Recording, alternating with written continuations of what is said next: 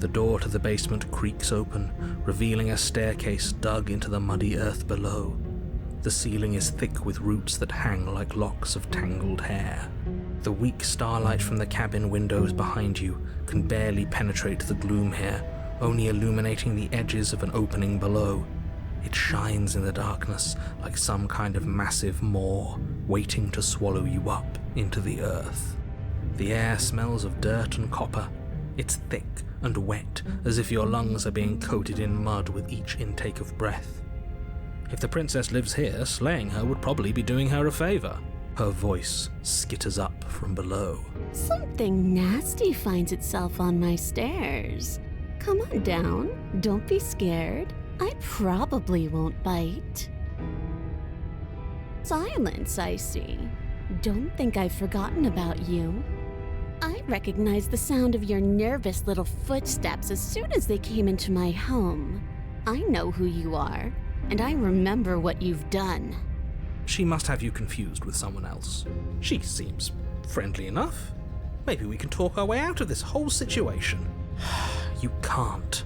Unless you slay her right away, she's going to break free and end the world. There's no reasoning with what she is.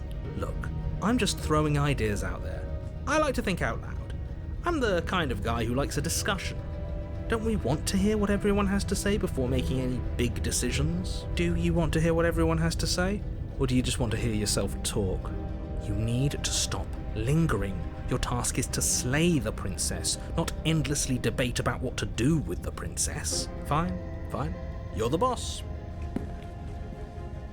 Thank you. You descend the basement steps, entering the dark room below. You can just make out the shape of the princess in the gloom. She's huddled against the far wall, her eyes bright and glaring from amid the thick roots. And there you are, one hand tucked away behind your back, gripping that sharp, sharp blade, no doubt. That's no fair. How would she know that? So, we've dropped the pretenses. Good. She's acting like the two of you already know each other. Oh, no. You've already been here, haven't you? That's pretty sharp. How'd you figure that one out? Call it deductive reasoning. Well, you seem to be great at it. Do you remember us then? Do you remember last time? No, I don't. But you and the princess clearly have a shared reality, even if I'm not a part of it. I won't waste time fighting you on something that's clearly true. I'm just glad we could put all this behind us. Is it all behind us?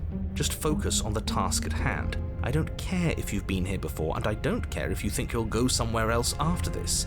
My world is on the line right now, so I'd appreciate it if you would take this seriously and slay her. Let's chat her up a bit first. Maybe we can find a middle ground where everyone's happy. Don't talk to her. You're just going to make things more difficult than they have to be. Well, I seem to remember you having a tongue.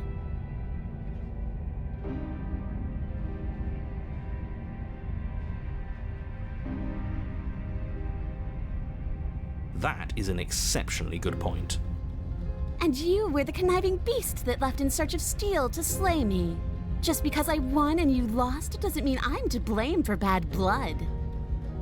Also a good point. She can't even hear you. Why are you trying to brown-nose her?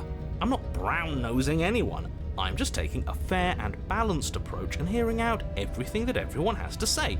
If she's in the wrong, then you don't have anything to worry about. But I must confess, this place never let me out into the world. While you were gasping your last down below, I was trying to claw and bash and break my way out. But I never did manage to be free. Until finally, I found myself here again, and you were gone. It seems that you get to come and go as you please, so you may be a bigger part of the answer to this riddle than I'd like you to be. Maybe bygones can be bygones. But you'll have to let me out first. Oh, I don't need you to cut me out. The princess grins as the chains fall from her wrist. She could have gotten out of those the whole time. That sneaky little... A woman after my own heart, really. She knows how to hold her cards close to her chest. This is why she can't just be abandoned here. If left to her own devices, she'll find a way out. Now stop her.